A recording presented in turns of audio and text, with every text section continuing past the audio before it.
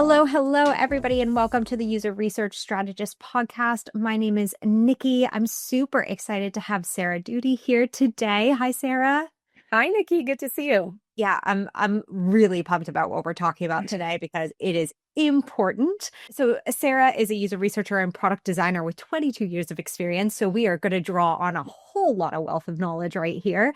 And you also help UXers and product people get hired, get promoted, have these amazing five-figure salary increases to two very important things, the product design and the UX research work, and also helping people in their careers. So I cannot wait to dive in today. Would you mind sharing a little bit about yourself to the audience before we dive in? Yeah, I'd love to. So, as you said, I've worked in UX really as a researcher and a product designer for 22 years.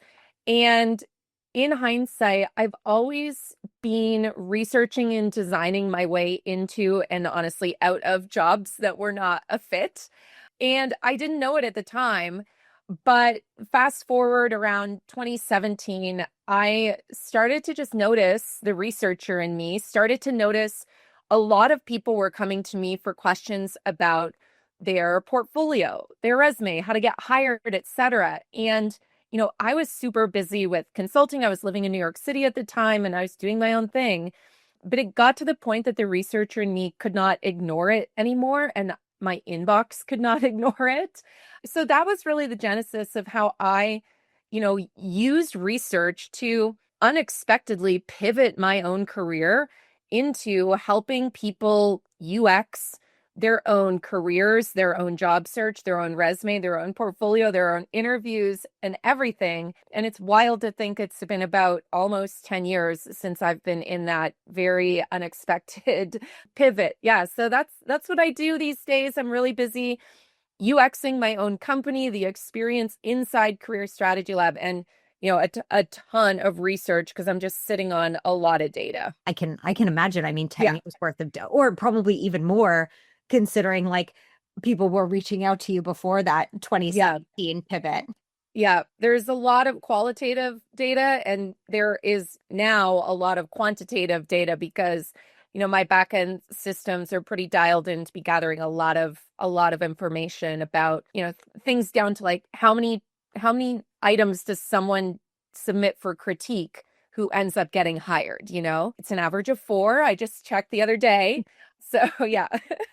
How cool. Oh, that's so awesome. And I love how you talk about, UXing your career. So UXing your resume, UXing interviews, just UXing yourself when it comes to that career. And I'd love to really dive into that in particular because it's definitely not talked enough about because I feel like a lot of people, regardless of the situation they are in, get swept into this, like, this is what you should do. Here's this, here's that, here's the other thing, like not even really thinking about or considering themselves. So it would be awesome to just hear from you, like, what does it actually mean to UX your career? Yeah.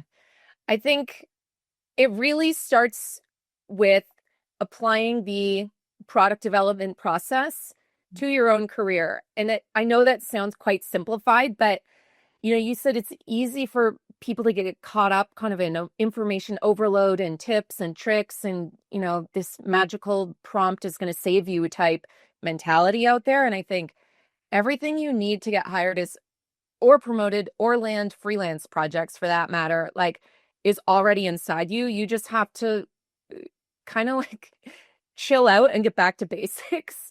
And the first part is really not starting with, for example, like tweaking your resume or portfolio, but doing some research on yourself as with the help of maybe previous managers, previous colleagues, etc., to get kind of like this 360 view of who you are right now, who you've been in the past, so that that can inform kind of where you want to go in the future. Yeah, but it all comes back to everything we do for the products we work on.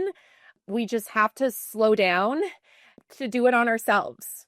Yeah, I love that. It's like auditing yourself Yes. and your career. Yeah. And I'm curious for somebody who's maybe gotten swept up or never really taken that step and slowed down, how would you go about, engaging other people or even engaging yourself Yeah. in that retrospective. Yeah. It's tricky because I think if someone asks you, like do an audit of the past 2 years of your career or something, you're just like, where the hell do I start? Right?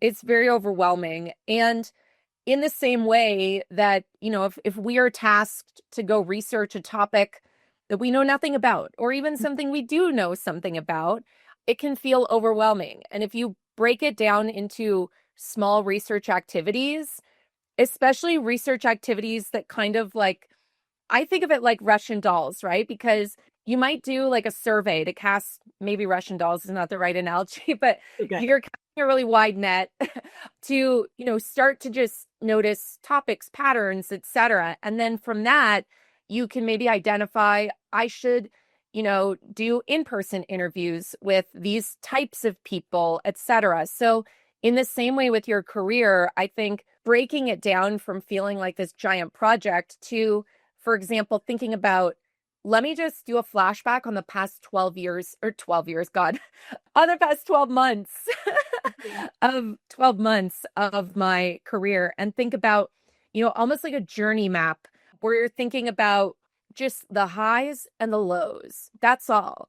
Like think of a horizontal line, and above the line is highs, below the line is lows.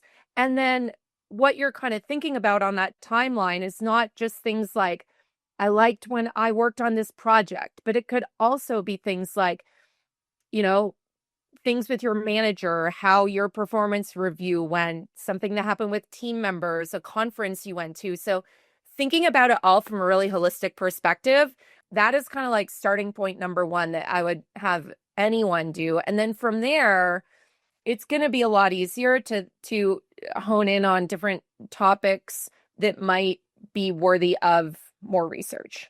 Gotcha. So that would be like the starting point would be, okay, let me look back at those past 12 months, look at the highs and the lows in a very holistic sense. Yeah.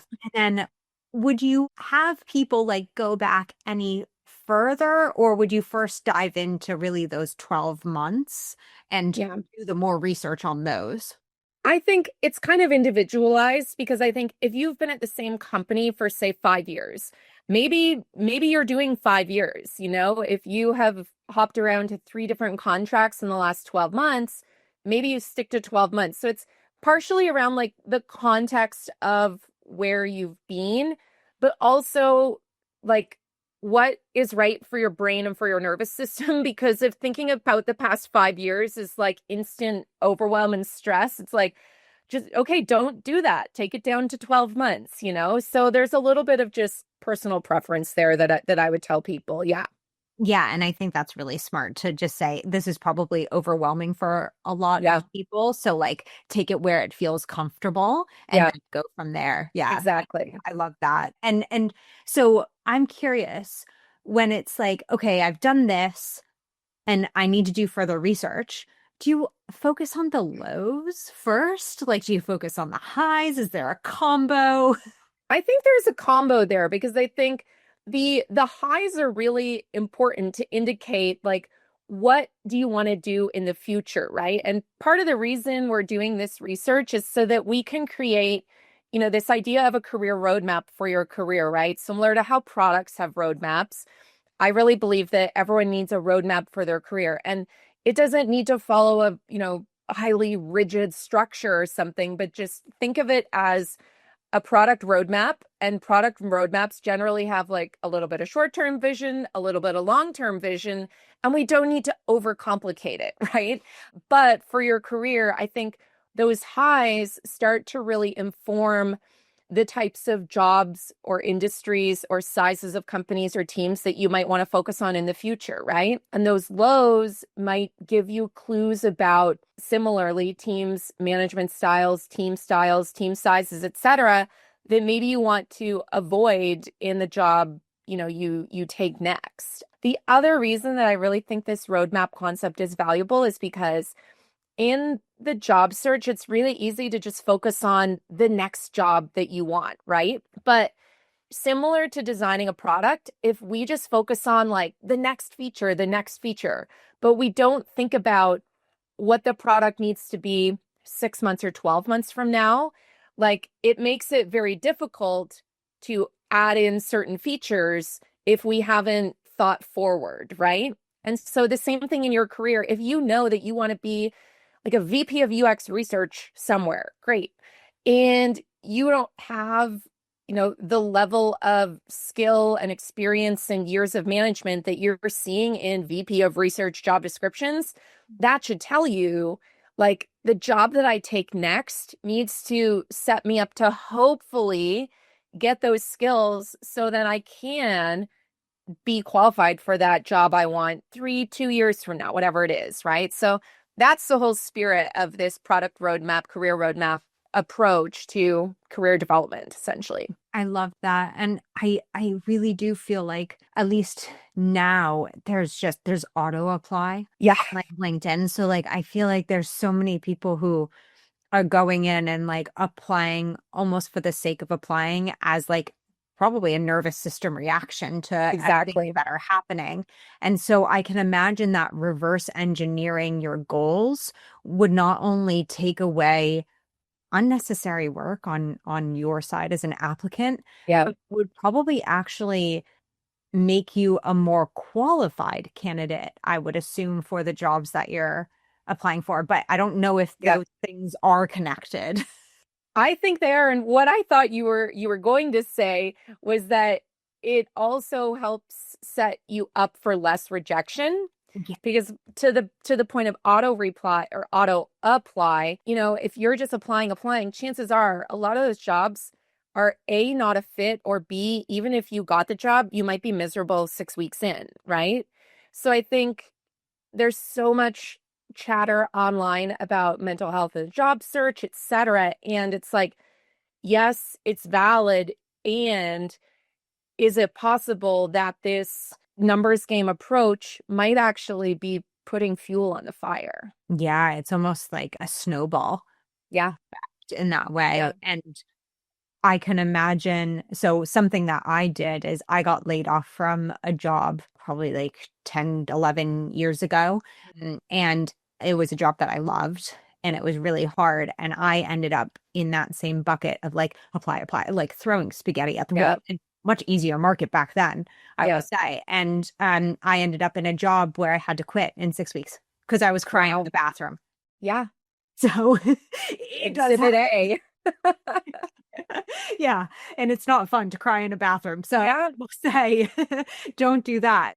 Do you want to get all of your user research questions answered, all while hanging out on your couch in sweatpants? No need to join any live webinars and hope that your question gets answered. No need to Google a million different things and sift through some scattered advice that you don't really know is valid or reliable. Not anymore. I know it sounds too good to be true, but I promise it isn't, because if you become a paid Substack subscriber, you get access immediately to a community filled with user researchers that I am in every single day answering questions. Not only can you hang out on your couch, feel less alone as a user researcher, and get all of your questions answered, not only by an expert, but by a bunch of other user researchers with amazing perspectives and experience.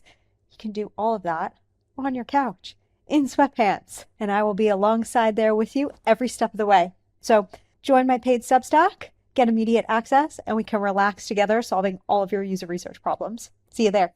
Okay, so we have this like timeline of the past 12 months. We had the highs and lows that we're going to go and do more research on. Yeah. Is there a way that we can turn this into a career roadmap or start to turn that into a career roadmap? Yeah. So I think it kind of ties into that question we just talked about, which was thinking about where do you want to be in the short and long term, right? And again, similar to what we said earlier, like you do you in terms of how far and near you want to think about this. But I think considering like questions around what industries do you maybe want to stay in or get into, right? Do you want to get out of business to business and focus more on business to consumer? Do you want to, work at a startup because maybe you've been in like enterprise for years or something like that, right? Do you want to get into or out of management? So I think as you're thinking about your own roadmap, it's not just about I want to make $200,000 and have VP in my job title. We have to think beyond other things like that. And the other thing that I would add to this, which I almost forgot, which is so important, is, you have your career roadmap, but you also have to think about your life a little bit too, because we spend so many hours at our jobs and it impacts our mental health, our relationships, our ability to have time and money to, do the vacations, pick the kids up from school, whatever. So part of this, if you want, is really around thinking about, what do I want to be able to do in kind of like my average week, let's say, average month if you want, whatever. And then think about what things in your job are preventing you from doing that now, and what would need to change to allow you to like volunteer at your kid's school or whatever, right? So if you want to, you can go the extra step and layer in this concept of, your life to this career roadmap. And then that really sets you up to create this career that really lets you live the life you want to live. Because I don't know if you've stumbled across these Reddit threads about like, why the heck do so many UX people like make their whole identity about their job and stuff? And they're very fascinating to read. But I think, even outside of UX, I see so many people want to form their identity around their job. And I think I see how people get into that trap. And if you do this intentional work to think about your life, then like your identity doesn't have to come from your job, because you have set yourself up to be able to do whatever you want to do in your life type thing. So that's my like, I don't know, tangential topic for today. No, it's honestly, it's so important, because I had that happen where my identity was solely tied to work. Mhm. And it's just, as you said, we dedicate so much time to it. And as like UXers and product people, we tend to have that high degree of empathy as well. So that going above and beyond or going outside of our means can be quite inherent to us. Mhm. So that life does become work. But I love really like taking that extra facet, because that will help guarantee to the extent that I can that you will be happy in that next role and find fulfillment from like multiple buckets, rather than just trying to find fulfillment from a job that might not have been the best fit in the first place.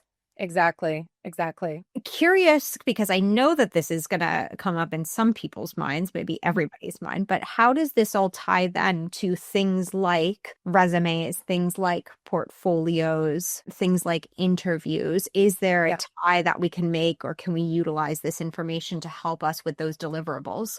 Yeah. So when I started getting into this world of UX career and job search coaching, I just started with cut and dry, like, here is how you make a portfolio that will get you hired and is not crappy. Yeah. And then as I continued doing this, I created this concept of this career roadmap. And in my job search and career coaching program, Career Strategy Lab, it's the whole program is sprintified. So there's like these 5 sprints, but the very first sprint is called Design Your Career Roadmap.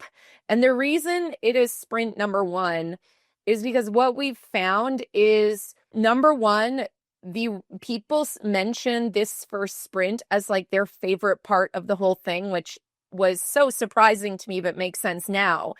And some of the feedback really is, by doing that career roadmap, it helped me get more focused on what I want to do. Also, get clear on things that I thought maybe I was not good at, because either it came so naturally to me, like I didn't even recognize how much of a superpower that skill was, for example, or in some cases, your previous teams, colleagues, clients, etc., kind of like beat you down and made you think you weren't good at things, right? Like, real talk, it happens all the time.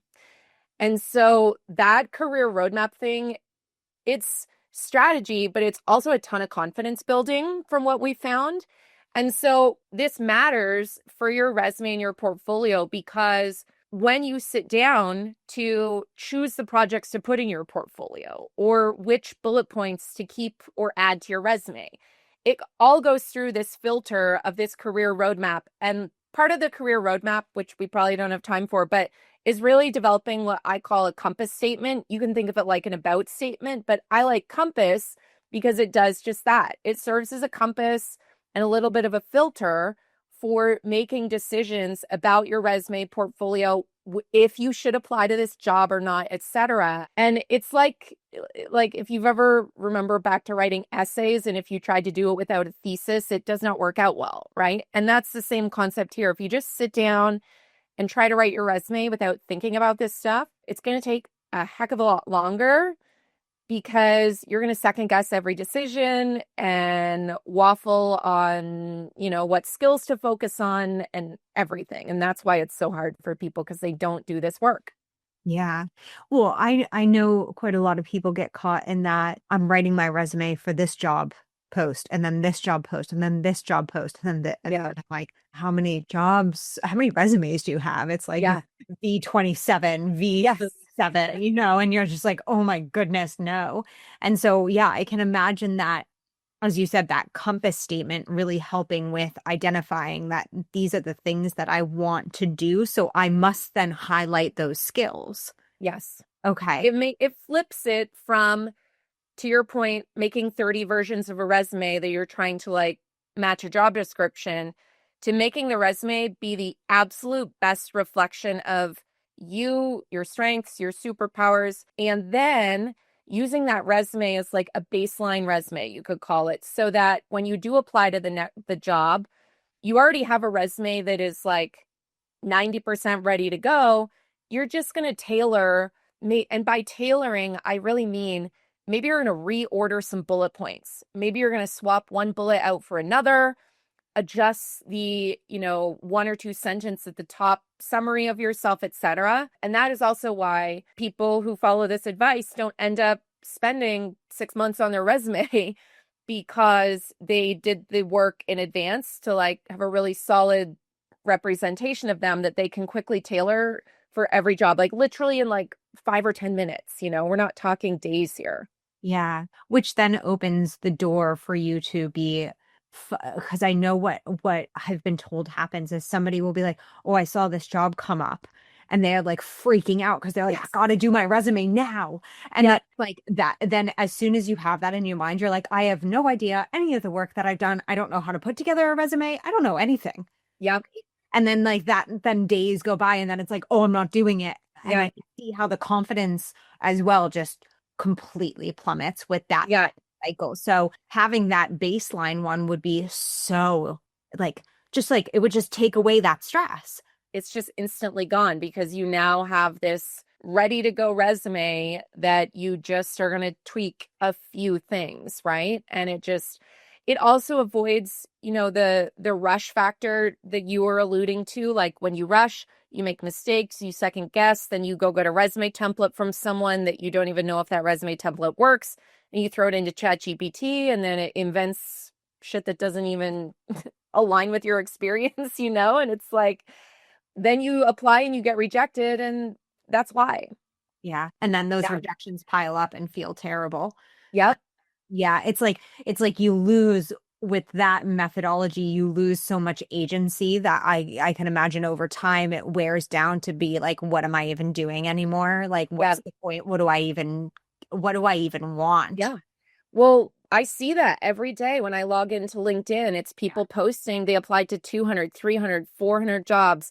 And then, there's the camp of like, maybe I should just leave UX. And it's like, you don't need to leave UX. We just need to solve these problems that you can't see because you're so stuck in like this confidence low and this panic mode, and I think there's so much shame that comes with the job search, right? And it's not something we are taught, right? Like your manager doesn't have time, your HR department isn't going to tell you how to do this. No one taught you this in school.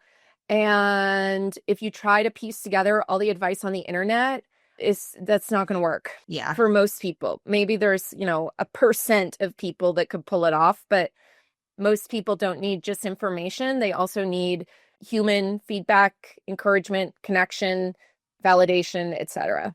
Yeah, absolutely. I I can see how, yeah, that whole panic mode just alludes to that I'm going to leave, or this isn't for me, or I Yeah. can't do this. And then that cycle just being so detrimental. And I'm curious, like, because I would assume with this methodology, you end up applying to fewer jobs. And if you are Mhm. in a state of like panic, let's say, I'm not sure if you've encountered this, but if somebody is in a state of panic with a time crunch, let's say, how Yep. do you help them mitigate like that feeling? Yeah. I think part of it really comes back to creating the roadmap, which leads to this compass statement. Because what I find in all of the feedback that I have is like having that compass statement about me, elevator pitch, whatever you want to call it. It is such an empowering thing to be able to read this succinct 1, 2, 3 sentence explanation of who you are, what you do, etc. And that is like an instant confidence boost. It may sound cheesy, but if I went into my community, we would be just reading post after post after post of people saying how empowering it was.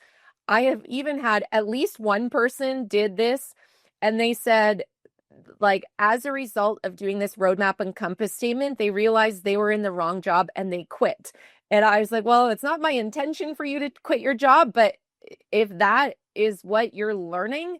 And they said, I'm obviously they had, the financial space to do that, but also they said like it freed them up to be in a better headspace to think about what they wanted to do next, so it's not for everyone, but that is the power of like having this compass statement and roadmap to filter your decisions and evaluate where you are right now, I guess, in some cases. Yeah. Yeah, absolutely. I mean, if I feel like a lot of people could benefit from that evaluation, and while they might not immediately quit or have the means to do that, at least Yeah. then that's a nice like understanding of like I'm actually not where I need to be, so let me then start this process Yeah. and get into that mindset as much as possible within this current situation. Yeah, we're recording this around the holidays, and it just reminds me, probably close to 15 years ago, I was in this job.